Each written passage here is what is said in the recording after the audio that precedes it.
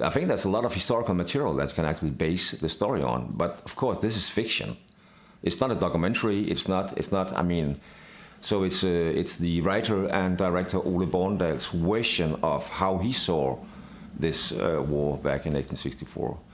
So I think you can. It's up to you. If you really believe in what you're seeing, that's the truth. If you don't believe it, I mean, then you have to go to see another movie. One of the greatest thing about 1864 is that it's not trying to romance and telling a romantic story about what actually happened. A lot of people in Denmark would have loved if there was this romantic picture of, wow, at the time, 1864, everything was good. Yes, we lost, but then, you know, but I mean, honestly, we lost big time, really. And we were not at all prepared to go to war. And the Germans were much better than we were. And there were like thousands and thousands of them. And our army was just a tiny, you know, little group of very young Danish people. And they didn't have a clue about what was going on. We just sent to war being, you know, very proud of being young Danish soldiers going to war. And I mean, they were slaughtered. So I think it's pretty close to be, or could be, this is how it looked like, and this is how it felt to be part of a war situation back in 1864. So I like it the way it is. I mean, it's very naked. We shot in outside Prague in the Czech Republic, and we shot on an island called Fyn in Denmark. But most of it has been shot in Prague, basically because we couldn't find the location in Denmark. It was not possible, and I do believe it's also it's always a money question, right? But also because when you shoot in Prague, you can actually shoot for like 15, 17, 18 hours per day. You're not allowed to do that in Denmark. You can't do that.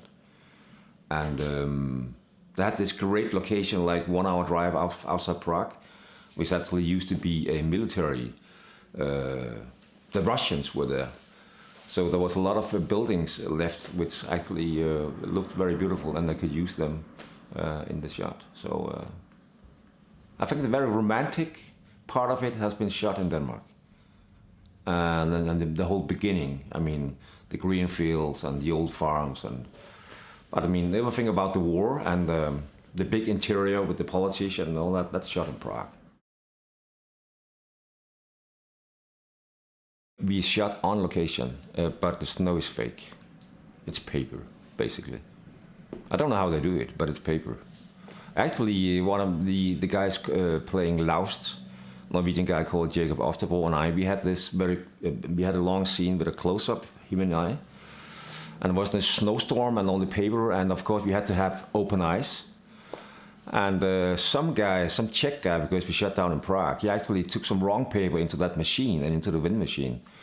And paper can actually cut, right? So it was like, I mean, like volcanic storm into the eyes with paper. They had to take us to a hospital because I actually cut my lenses in my eyes. So we had to stop.